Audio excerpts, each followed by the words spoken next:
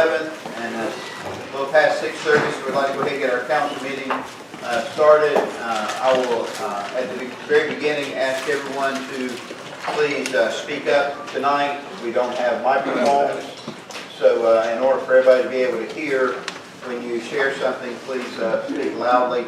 That's for the council as well as everyone in the audience. So thank all of you for being here. We appreciate it very much. As always, we'll begin our time together with our invocation and our pledge of allegiance. I'll ask Mayor Pro Tem Devaney if she will to lead us in our prayer. Actually, Mr. Clay is going to do our invocation tonight. Great. Everyone, let's pray. Dear Lord, we thank you for our town, our neighbors, our elected officials, the businesses, the churches, the families that make Summerfield great. I ask that you soften our hearts for the obedience of your scriptures and forgive those who do us harm. I pray for this council meeting tonight. Give us wisdom and give us guidance that as we deliberate on these items before us, that we make every decision be right in your eyes and for the benefit of your glory. Amen. Thank you, God.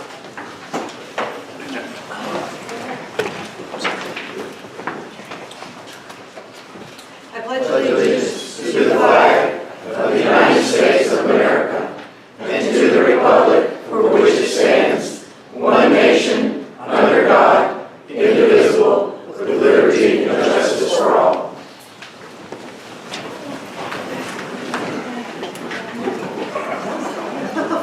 We'll move from there on to our introductions. I'll ask our town attorney if he would start with our introductions. Jim Hoffman, Town Attorney. This is Lisa Bierlin. John Doggett. Keith Clay. Lynn Williams Devaney. Tim Sessoms. Janelle Robinson. Jonathan Hamilton. I'd like to welcome Ms. Fearling. She has stepped in at the last moment to be here and be our clerk this evening, and I think we're also going to be talking about perhaps her helping us on an interim basis as our town clerk. So wish to thank her very much for agreeing to be here and help us out tonight. Thank you.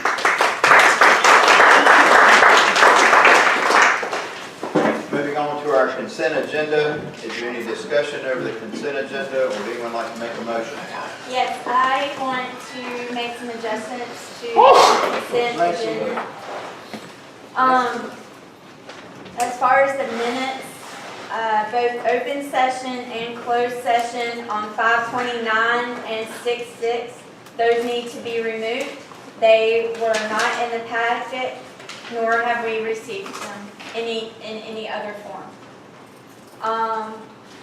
In addition to that, we don't have any committee or board reports or in minutes, so we need to not approve any of those. And in addition to that, on item number 10, which was the public hearing, I just want to make sure that we give the public 3 minutes for public comments during that hearing, and also on item 11, the same thing during that public hearing. Just make sure that the public understands they will get 3 minutes for that one as well.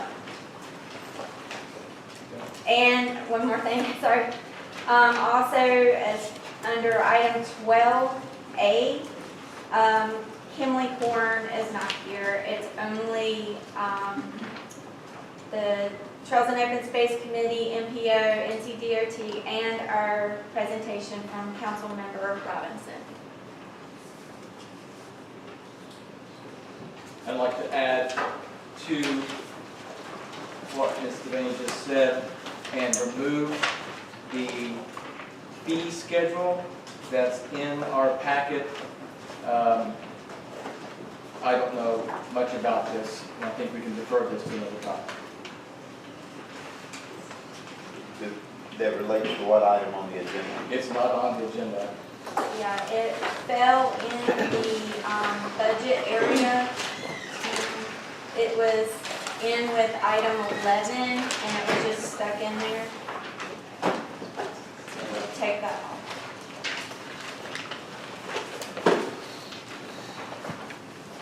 And Sterling. I can give you a list of that if you need it. That'd be great. So, we have a motion to amend the consent agenda. So do you accept Mr. Clay's I additions accept to the your? amendment, yes. So I'm going to recognize that as a motion, Ms. Fearling. Is that okay with you? Do you have that? Okay. So we'll recognize that as a motion. Do we have a second? I'll second it. Have a motion and a second. Further discussion? Hearing none, we'll call the question. All those in favor, please say aye. Aye. Those opposed? And it is unanimous. Moving on to item number 5. Does anyone have any announcements? I would like to make an announcement, Mr. Mayor. We have had volunteers. It doesn't matter. We've had volunteers step up to help in the parks. SRA is taking care of the sap field, so we really appreciate SRA taking care of that. So our kids and students can go ahead and continue to play ball. In addition to that, we have members from the community that are taking care of the community center, the immediate vicinity around it, including the playground and the bathrooms outside.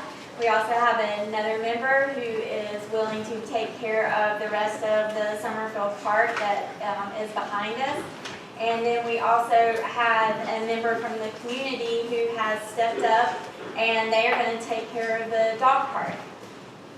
So our calendar is full, and everything's going to be nice and clean, and we're going to have a happy summer. Actually, some of the volunteers are here. A few of them are. If you're here, would you stand up so we can recognize you? The folks have got that a little bit. Go ahead, stand up. Don't be. You guys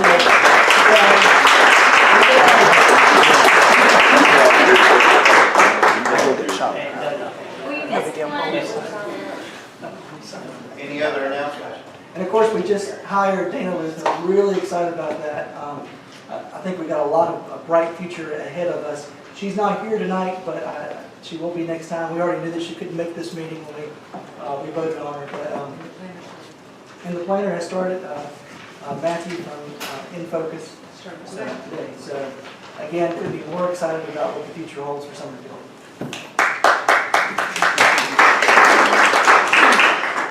Any other announcements? Hearing none, I'd like to make an announcement. Over the last few weeks, as everyone knows, we have had a departure of our town staff, varying, I guess, in range of service from anywhere from 6 months up to a little over 12 years. And it's normally our tradition here that we would celebrate those folks and be able to present them with a plaque. And with the way things have unfolded, that has not presented itself as an opportunity. But I didn't want to let it go by without saying a fond farewell and a big thank you to those people who have served our town with all their heart and done such a great job over the years. So I'm just going to share their names. Jeff Ford, Parks and Rec; Cheryl Bohr, Assistant to the Manager and our Events Coordinator; Dee Hall, our Finance Director; Brad Rentz from Planning; Sarah Tibbetts, who is our Town Clerk; Daniel Blair, Planning Tech and Code Enforcement Officer; Rick Biggs, Parks and Rec Attendant; Tanner Nance and Yeager Nance, who have been the seasonal attendees and attendants for our athletic park and the park here, community park here behind us. So we appreciate those folks very much. Also, yesterday was not only Dee Hall's last day, but it was also Scott Whitaker's last day. Scott's worked with the town for 12 years, and we appreciate his service. And also, while I'm announcing, we'd like to express our appreciation to the Doggett family from Doggettville. This past Saturday, they put on a big fundraiser for Scott and Emily Sarah, who's working her way, fighting a battle currently with cancer, and had a very successful fundraiser. Currently, we raised about $20,000. If anyone be interested, Scott was an employee of our town, if anyone would be interested in contributing to that, please see me or call me. I would love the opportunity to talk to you about that. So big thank you to the Doggett family that did such a great job. Or you can talk to John Doggett there as well.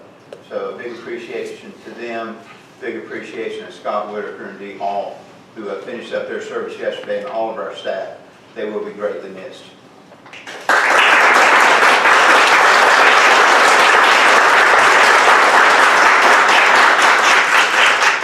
So we'll move on to item number 6, our emergency services report, Summerfield Fire District. Well, Mr. Mayor, I don't have the Summerfield Fire District information. Is anyone from the fire district here that can represent? Okay, what about the Guilford County Sheriff's Department? Yep, for the month of May, the Sheriff's Office responded to 262 calls for service in the Summerfield town limits, resulting in 13 case reports. And that's it. Okay, item number 7, is there anyone here from any committees that have a report or would like to report on their committee? Okay. Item number 8, public comments. As the Mayor Pro Tem spoke earlier in reference to the public hearing, public comments is the same. You have 3 minutes. We ask you if you would, when you come up, to give us your name and your address. And it's fine whether you live in Summerfield or out of Summerfield. If you give us your name and your address, your 3 minutes will start then. And I think I'll be letting you know when your 3 minutes expire. So the first one I have is Daniel Deal.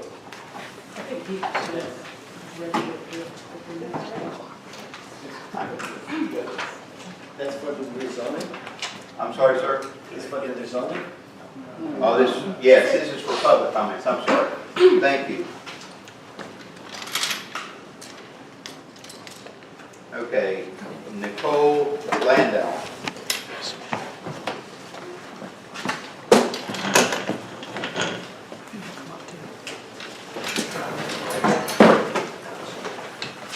Good evening, everybody. My name is Nicole Lindahl, and I am a resident of Greensboro. So my address is 1804 Marion Street, and that is 27403. And I'm here tonight both as a bicycling commuter and also as the project's coordinator for bicycling in Greensboro, which is Greensboro and Greater Greensboro areas advocacy group. Before the bridge closed along the ANY, I actually commuted to Summerfield frequently, and that was for various reasons. Greenways are roads, so they're safer than public streets and have well-connected network, can allow me to travel in a way that's safer than otherwise. And there's so many benefits to greenways, and I'm sure you guys are familiar with most of those. But there are also a couple of misconceptions, and this is my effort tonight to provide everyone with facts so that you have the knowledge to make an informed decision on the ANY expansion. So the first misconception is that greenways lower property values. There is ample evidence that the opposite is actually true. For example, there was a study done that was published in the Journal of Finance and Economics entitled The Relevant Impact of Trails and Green Belts on Home Values. Property values in Charlotte, North Carolina, in that study were found to increase an average of $3,200 if within 5,000 feet of a greenway. According to a well-sourced document that the U.S. Department of Agriculture on conservation buffer options with economic benefits, greenways can increase property value of nearby parcels by 5 to 32%. And it also notes that the cost of the acquisition of the land for greenways can be countered by the fact that the property values increase and the property tax does as well for the towns. The other misconception is that crime will increase. According to Henderson County's, North Carolina's Greenways Master Plan, that does provide references, crimes don't typically happen in places where there isn't easy access to a getaway vehicle and where there are other people. Greenway users are visible to other greenway users. Multiple studies have shown that greenways are some of the safest places in America, Adjacent property owners, greenways, trails experience less vandalism and crime than other neighborhoods. And from the Greensboro's Downtown Greenways website, trails and greenways are likely to reduce crime by clean up the abandoned railway lines, and that actually that would otherwise attract people, and this way they can attract people for transportation and other positive activities. The city of Greensboro currently has over 80 miles of trails. Since 1997, there has been no serious crime on Greensboro trails. A survey was conducted on 372 trails across the U.S. by the Rails to Trails Conservancy. Major crime along urban and suburban trails is much less likely than in parking lots or public streets. And was a time up? Okay. Well, anyway, actually, that was everything I really had to say. So, thank you for your time. Thank you. Thank you, ma'am.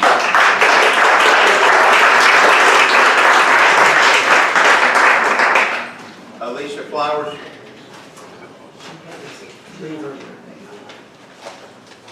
Meeting just started. Teresa Perryman.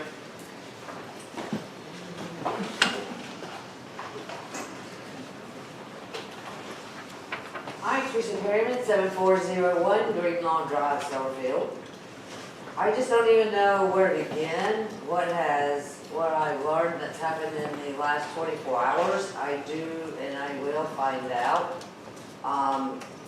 And I also propose to find out on this zoning that procedures are not being followed, and I would like to know why they're not being followed. You don't want to grant it to me, I know that. And other than that, I am so thankful y'all are here and having a fun night.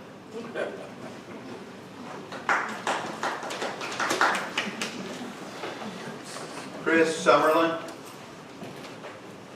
Chris Summerfield with 5021 Shoreline Drive in Summerfield. I just want to speak in support of the Greenway expansion and the contract amendment. My family uses Greenway multiple times a week. Even with the bridge closure, we still use it. It would be wonderful to go ahead and connect that Greenway down in Greensboro to their trail network.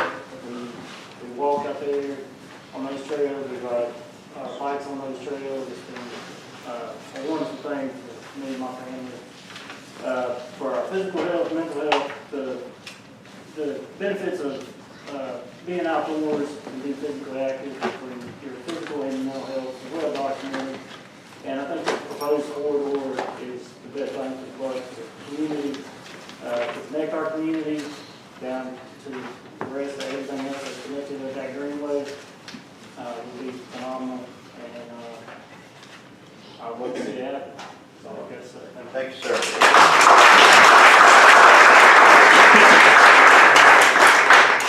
Pam Torkenall. Would you mind if I stood back here? Can you all hear me? Just please speak loudly. Okay.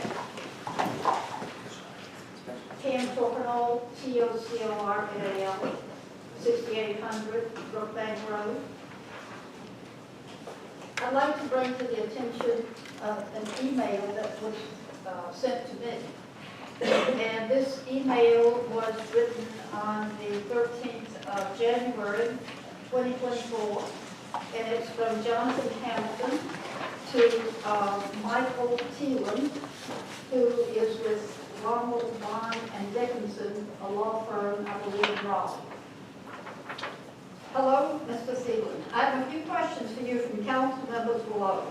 If you prefer a phone call, let me know and we can do that too. I'm still awaiting specifics about the ultimate direction our council wants to take our video in and plan to follow up with Mr. Mitchell, no matter who Mr. Mitchell is.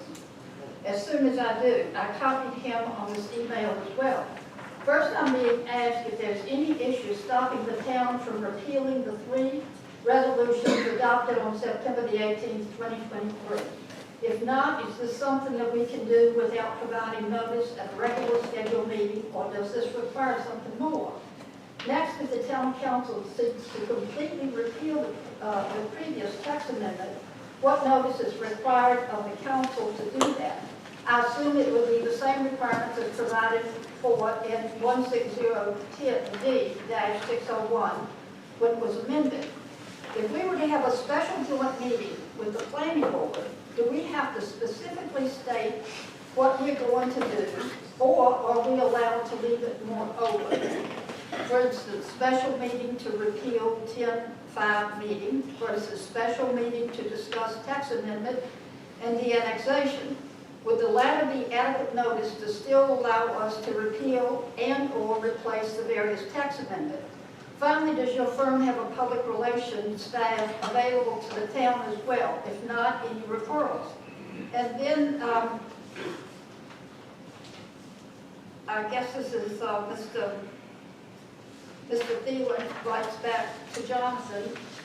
We've analyzed your question. Are you available this week for a phone call? Mike, could you please tell me where I can find in the minutes a motion to have you write this letter to Womble, Dickinson, and Bond to ask this question of them when January the 31st, we have town council, we had a town manager, as well as Bob Hornick sitting here, the town attorney. Why did you not ask these questions of either one of them? Would you answer? And we can't answer that. Okay. I'm sorry. Is it ethical for you to use a committee or a board on the town of Summerfield to try to get through something that obviously the four of you all have already decided what you want to do? So it looks like that you're using that board. Now, I will answer some of these questions, but now we'll have a chance to That's respond your to it. time, Ms. Kirkendall. But I will try to address And now is not that time. Yeah. Thank you. You're welcome. Dan Lenz.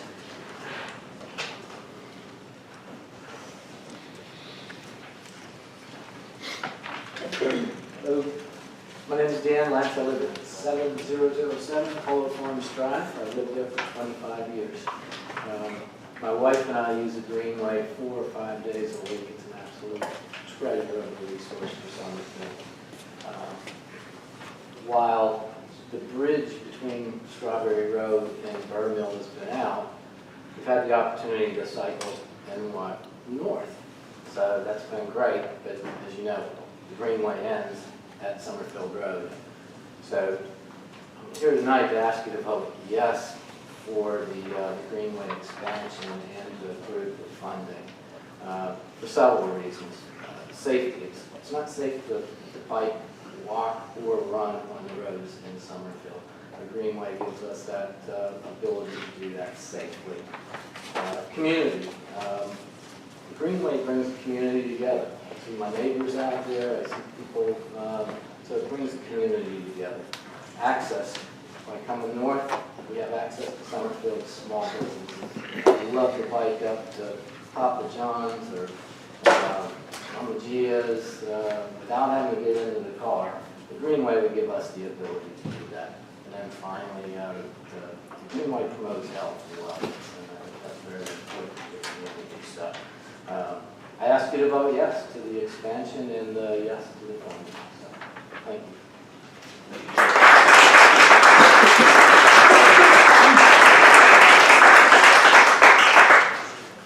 Lexi Klein.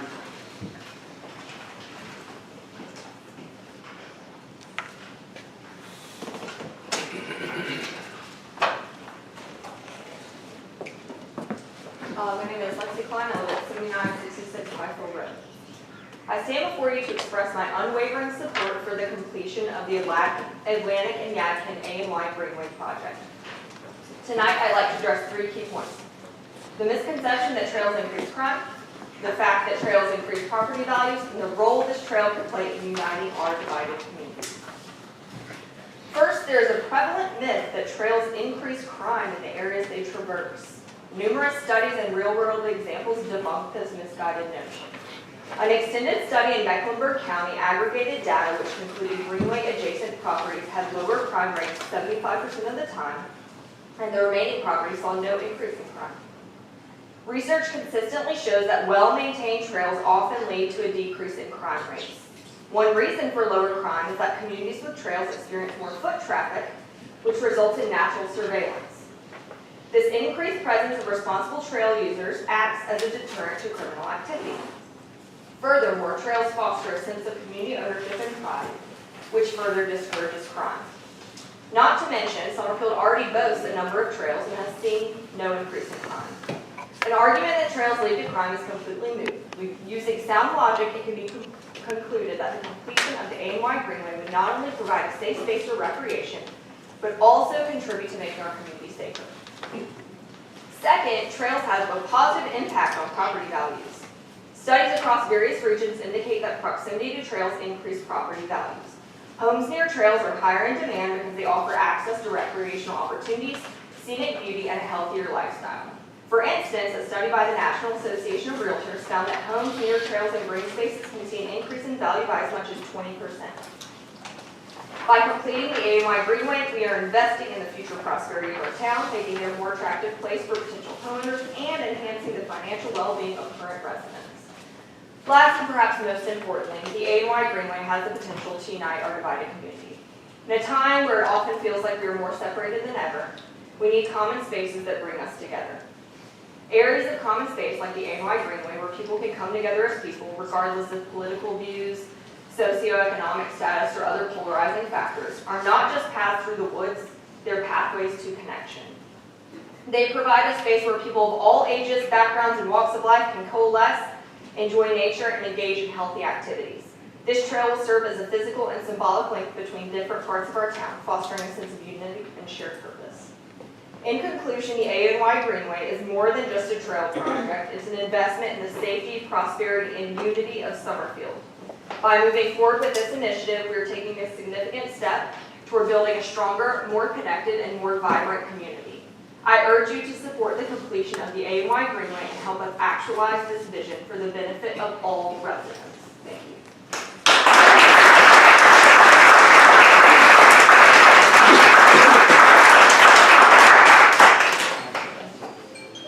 That is seemingly all the public comments that I have. Is there anyone who filled out a public comments form for this public comments who I've not called on? Me. I'm sorry. Gail. I don't know. I passed it over yet. I put it on the side desk. Because we didn't have the desk over here.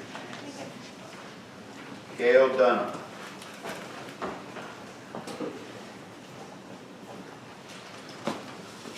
Gail Dunn, 5805 Snow Hill Drive, and congratulations on the appointment of Dana Luther to be the town manager and the interim finance officer.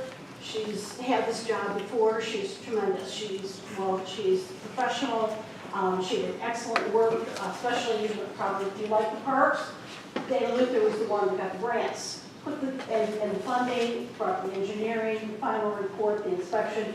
We have complete spreadsheets on every capital project that she did, so that there's a problem, you know where to go. And one of the things I would ask you to not approve the $10 million budget that is on your agenda. Our wonderful finance officer and town manager, Dana Luther, is also a CPA. She has offered to present to the board perhaps a more meaningful budget, more in line with all the changes that we've had recently.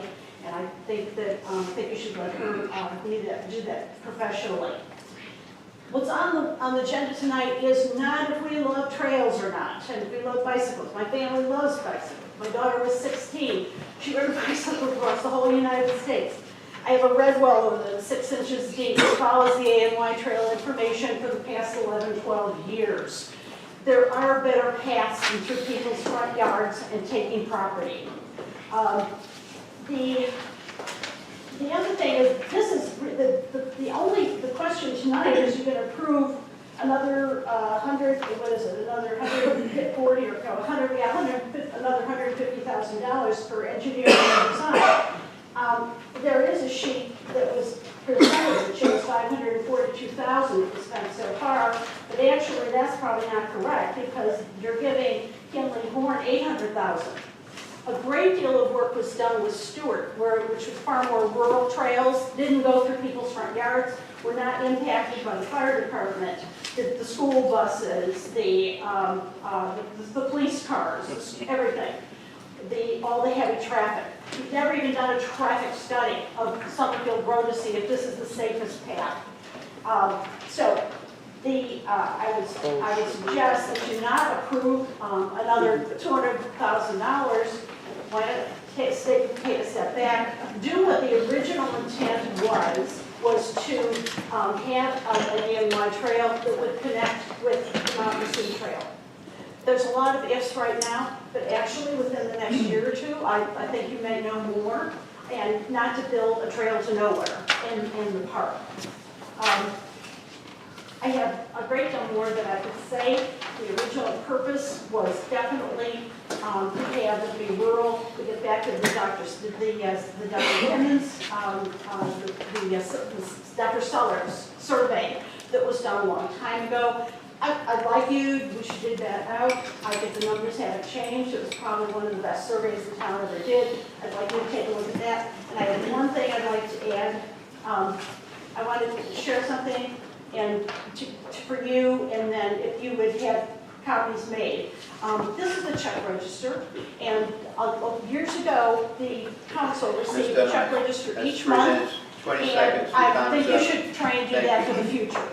Thank you. This is about our money, so I'd like another sentence or two. Well, I'd like your time is up. Save it for the budget. Maybe you should put it here. And I hope you'll have copies made.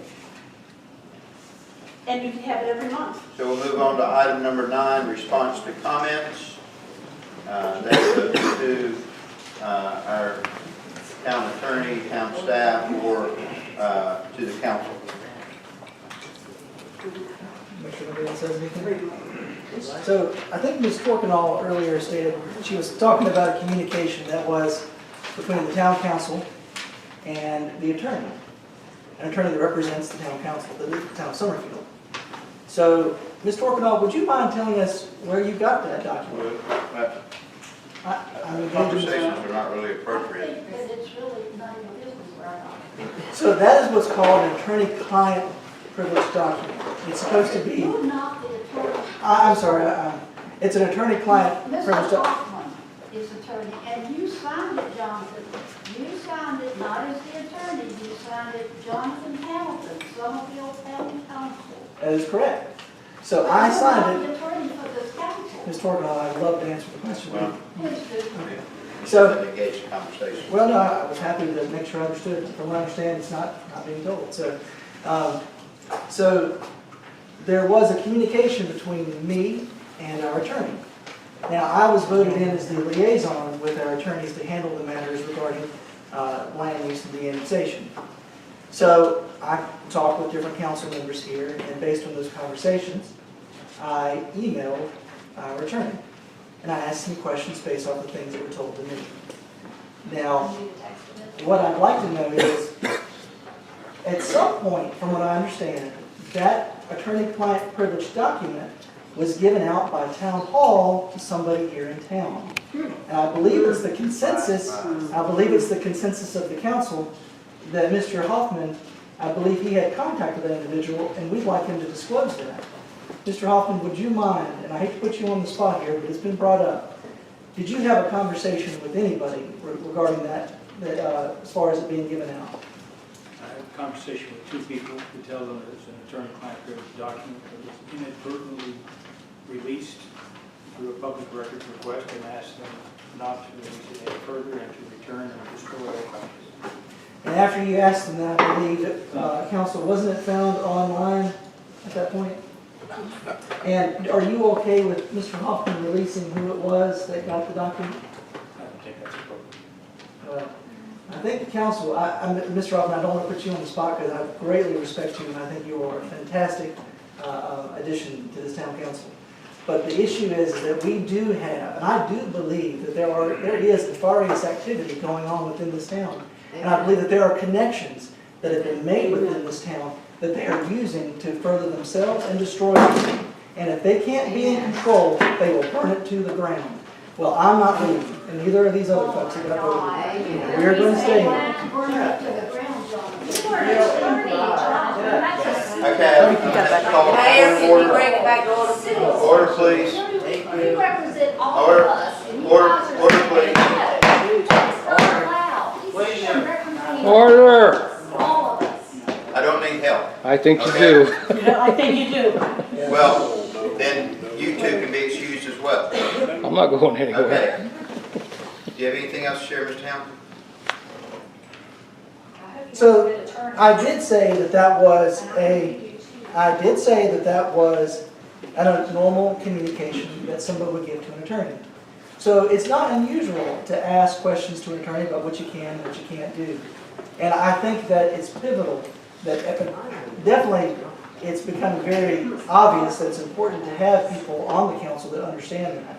Because otherwise, I don't want someone to cower or ashamed to shy away from saying, yes, I asked an attorney about our legal options. And that is something that is good that I did. And I think it's good that we continue to explore what we can and cannot do.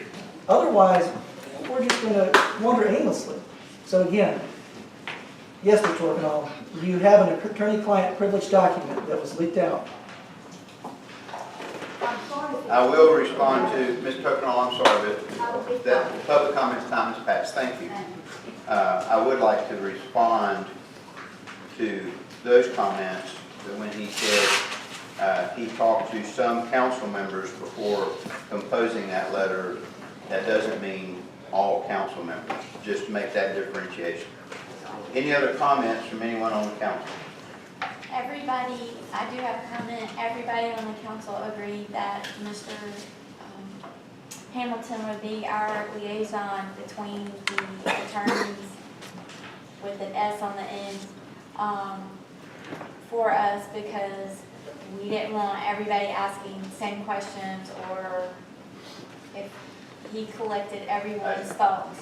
I didn't say anything in dispute of that. And I actually did say at a couple of the meetings, I believe, I even think in he's closed done session, that. I asked folks if they had anything they wanted to ask the attorney to let them know. Yes, And he particularly asked which way they everyone. wanted to go. Now, Mr. Mayor Sessoms, I don't think he was here in December at one of the meetings when we had a meeting about the annexation. I think that might have been when I was assigned that position. I can't remember if that's it or not, but I do know he wasn't. You were there at the end of December, Mayor Sessoms, at the later meeting that we had for de-annexation? I don't recall you On being the there. 16th. 16th, yeah. No, Mayor Sessoms. That was because that was an information meeting. It was to be an information meeting to get new council members up to speak. And I definitely did say. And I was not a new council member, so I did not attend. And I definitely did speak. And no action items were supposed to be taken at that meeting. And I definitely did speak in closed session multiple times to make sure if there's anything. I'm just new to add. making it clear, we did not have a conversation about your email.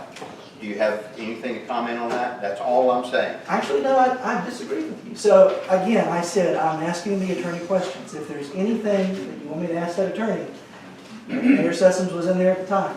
So if there is, So even if just I had a question, just one person, if I had a question for the attorney, I could say, Jonathan, will you please ask the attorney this question for me? And then it was your job to get an answer from me, that is correct. whether one person or 5 people. That is correct. Any other comments? We'll move to item number 10. The public hearing. Mr. Fulner, I know you all have met on this. I know it was unanimous. Do you have the staff report? Is that what you're, I'm sorry, sir. Is that what you were referring to, that Ms. Bain? We don't have minutes from the 520 meeting, and we do not have the statement of the recommendation for the planning board to recommend, and they approved it unanimously. But we don't have that in our packets. That was left out. Mr. Whitaker left that out. The town council, to my knowledge, never has the minutes from planning board before you act on any rezoning requests, because they are not signed by me, so they're not official, but they're signed by me. Okay? But I am willing, if the town council so desires, to summarize the case and make a recommendation. I appreciate that. Thanks, sir. Let's make sure before we proceed that we have all the things that we need to be able to legally and successfully complete the process. So, so the minutes question is answered. I do have the staff report here, and happy to read that, as Mr. Rentz has read it in the past. On the planning board, I have the staff report. Okay. Yeah, which is what they prepared after your meetings to make their recommendation. So I would say at that point, I'm not aware of anything that we're missing unless you all are aware of something that we're missing. Certainly, Mr. Hoffman, if you have an opinion, we'd love to hear it. As long as you have a report from the staff, report from the planning board, and a recommendation from the planning board, you can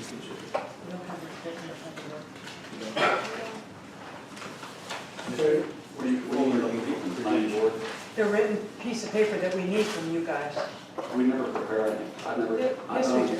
I've never signed one and said. Remember when we had the joint meeting and we had to pause so that you guys could get it to us? That paper that we have to have before we do Okay, this. that was a special event. Is that a special case? I've been on the planning board for 18 years, and I've never signed anything for it beforehand. So Mr. Hoffman, was it oral report summary be sufficient? Glad to get that. This is a no-brainer. This is an action for his property on the corner of Strader Road and 150, actually two pieces of property totaling about 3.6 acres. And I'm doing this from memory because I was called at 5 o'clock tonight to do this.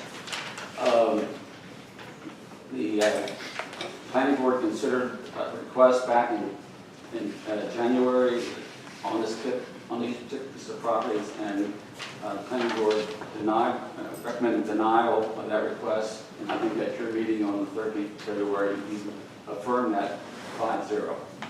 It was a request to expand the property, a pre-existing 1 acre property that had been zoned commercial back, I think, in 1965, well before Summerfield was formed. And the applicant wanted to expand it out for a larger piece of commercial property, but very limited in use, to include 2 buildings totaling 18,000 square feet. The community meetings, both the community meetings and at the planning board and at the town council, the community was adamantly against it.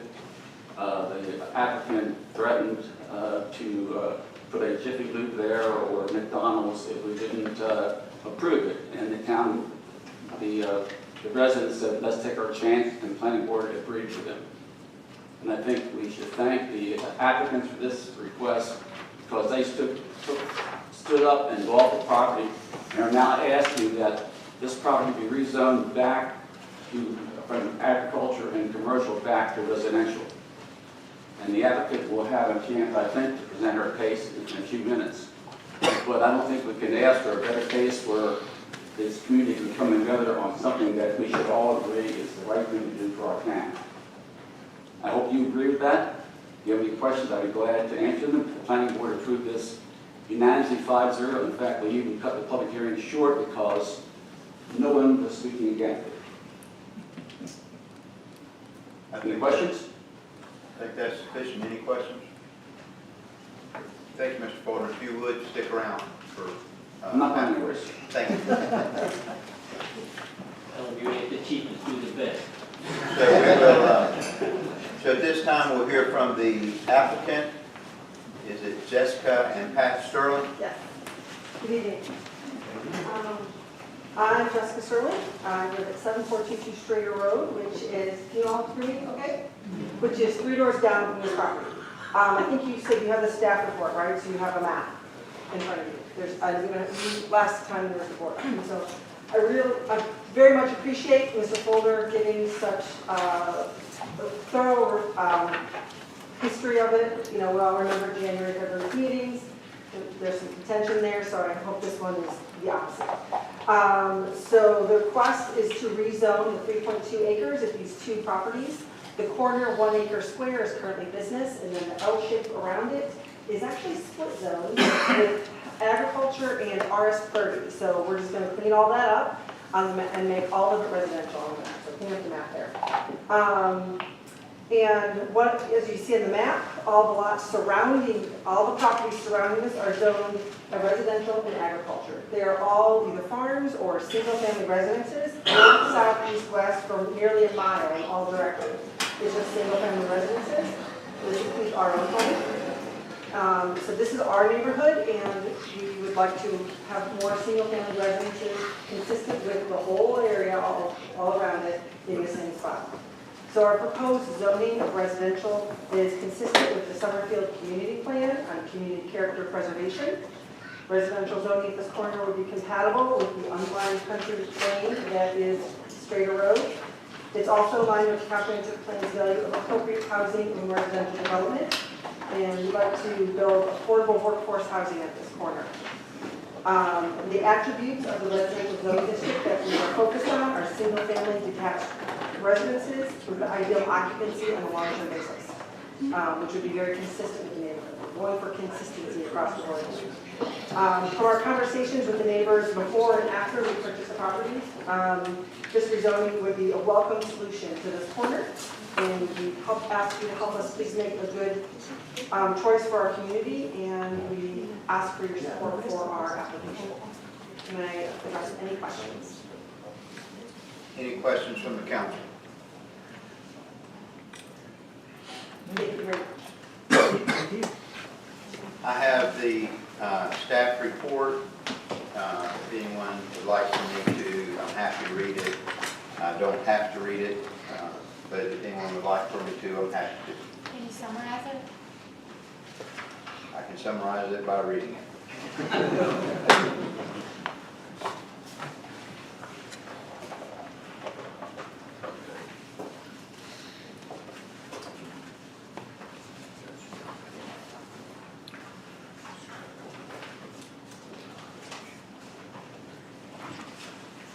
So this first part of the document is the staff report, Right.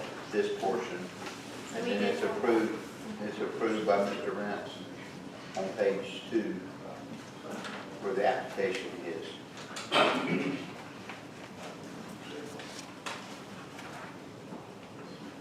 So this is the staff report. Okay.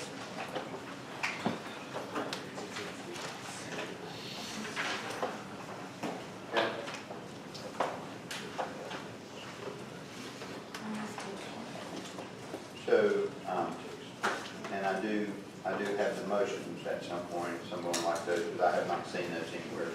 But before we do that, we need to move to the public hearing.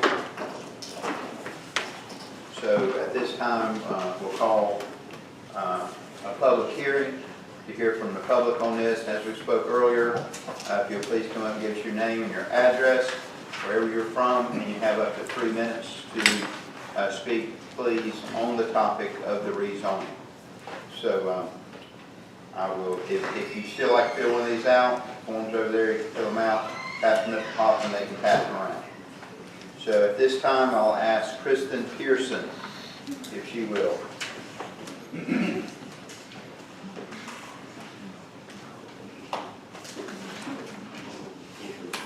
Hello, I'm Kirsten Pearson. It's okay that I don't get Kristen. I'm so sorry. I have a daughter named Kristen. I just wanted it to be It's Kristen. okay. I'm Kirsten. My husband Andrew and I live at 4109 Strader Court, which is right down from this line of question. With our 4 children, I'm a Public County substitute teacher, so I was very relieved when we heard that it was up for rezoning as residential, seeing the school buses drop the kids off and keep the Strader Road safe. We were here a few months ago facing a difficult situation with the developer, and the community was faced with envisioning the least evil, which was going to be a huge medical complex or threatened with the Jiffy Lube. We now have a better, more sensible path forward that could have been imagined with the original developers, but it was not. So we recognize there will be exceptions needed, such as smaller lot size. We fully support this as a result, because this result is so much better than the prior developers. We also recognize that the new owners of this took a great personal and financial risk purchasing these properties, and we would hope they are able to at least one day develop new moderate-sized homes on smaller lots which are in line with that surrounding area. So we fully support rezoning to residential, And we hope the town council votes yes to residential rezoning as well. Thank you all. Thank you, Kirsten Pearson. Thank you. I know it's hard to say. It was a lot more difficult than I thought it was going to be. Andrew Road. Is it Andrew? Yes. Is that correct? That's correct. Okay, Andrew Rowe, 1168 NC Highway 150 West. So I live right beside the rezoning property, have a big wall in between. So the prospect of having a business, a large medical center, was not a good prospect in our opinion. So we did not support that at all. And the threat of having a Jiffy Lube or Big Burger King or whatever was also just as bad in our opinion for safety and whatnot. But obviously, this, I think, is certainly worth supporting. We support it, and we hope you do too, and vote yes to the rezoning. Thank you, sir. Yep.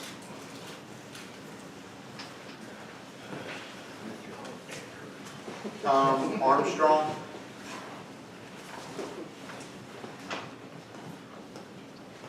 Tom Armstrong, 7305 Autumn Lake Drive. We're on the other side of 150, about 5 houses away from the property. We're totally in support of the rezoning request. We've been at all the meetings, and we support Jess and Pat and what they're doing. Thanks, sir. Daniel Deal. I finally made it back to you, Mr. Deal. Full circle. My name is Daniel Dio. My address is 4105 State Court. I live almost very close to the land that is being discussed here. Back when we had the discussion for the rezoning commercial, it was very was a threatening situation. I think we have a lot of engagement of the community in fighting against it, and it was a situation that we took the gamble, but I guess everybody was willing to do so. And now Pat and Jessica took the lead to buy that and fix a situation that was called a loophole in the system, where it was a commercial in the middle of our zone. And so I think for them to take the action, and I ask you to please approve the plan to rezone. Thank you, sir. Did anyone else fill out a sheet and I have not called your name? I haven't filled it out. I filled it out real quick. Was that in favor or against? Or both? This is either. All right. Yeah, we'll recognize that, Blaine. That's fine. Thank you.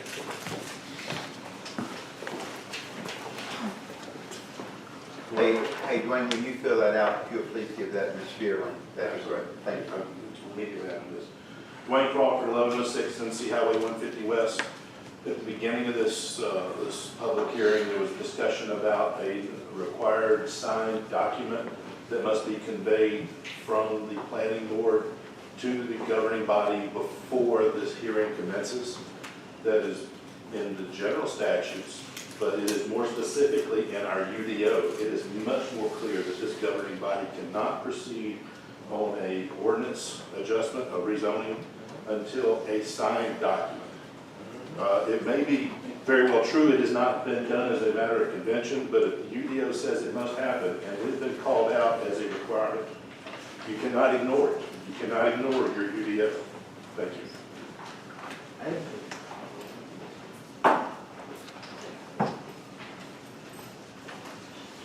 Mr. Mayor, if you need a signed document, I'll be glad to sign one tonight.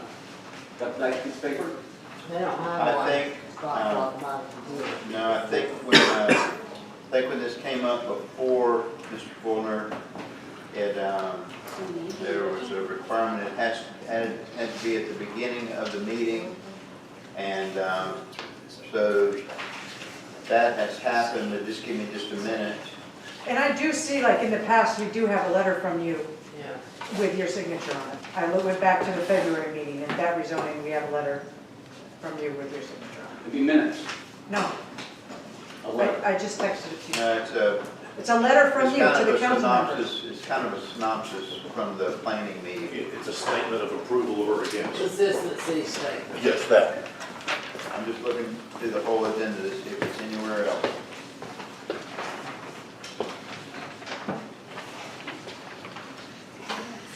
While you're doing that, could I do a public comment? I'll fill the paper Fill out. out a Yep. You're good, done. Don Liddell, 3406 Windswept Drive. I think that the applicant should be approved, maybe not tonight, based on what's being said now. But I think overall, she's presented her case. She has put all her time into this, been to all these meetings. But there is a technicality. I guess we were doing things inappropriately and not legal, according to what's being said right now. But I'm just saying that if it doesn't happen because of the legal technicality here, that this should be approved at a time that it's done properly. That's all I wanted to say. But I think it's a good plan. She's got all this money invested in it, and I just don't think it's, for her to be hanging out over this is tough. But it's something we should have been following over time. But I guess if that's the facts, then we got to follow what the law says, or it's not development. Mr. Hoffman, may I ask a question? Yeah. We have tonight 3 planning board members here, and I think that would be a quorum. Today, I have to look at what the UDO says. I don't know. Alright, I just want to ask. Mr. Hoffman, would you prefer to wait until the next meeting to vote? I think if there's a conditional vote tonight, I can take a look at what the UDO says. If we need that requirement, then we'll have to vote again. That could work, we could vote tonight, and if you need anything, it sounds like we're still doing this. I'll have to redo it. We'll have to redo it, yeah. But that's fine.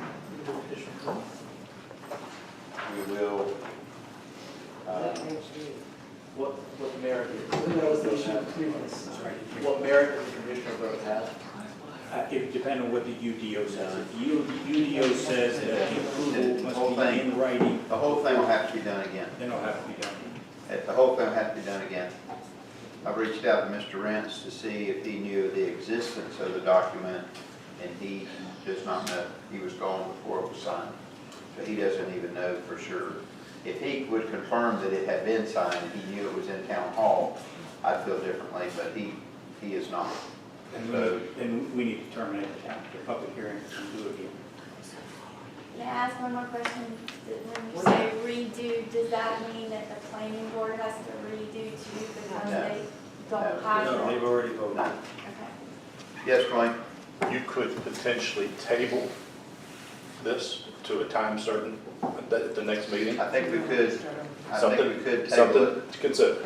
Yeah, if someone would like to make a motion for us to table this until we have the correct documentation at the next meeting, I think that would be appropriate. We could certainly pursue that and try not to have everyone have to come back again. So if anyone would entertain making that motion, we would entertain discussing it. I have one more question for the attorney. Okay? Mr. Hoffman, if we can table it and we were to have, and I have no idea, but if we were to have an additional special call meeting at that time, can we add it to that agenda? Because right now, we're not slated for a July meeting. Right. And the next time around would be August. For a regular meeting. For a regular meeting. You can call a special meeting. So that would be appropriate to add that, So that's potentially a 2-month delay? We're saying we would maybe have a special called meeting I to address it. don't think it will be, but I think if we table it right now, we're still in the public hearing. We can come back into the public hearing, which serves the general public well, because anyone who has not gotten to speak on this will have their opportunity to be heard. Then we can close the public hearing, have the proper documentation in place,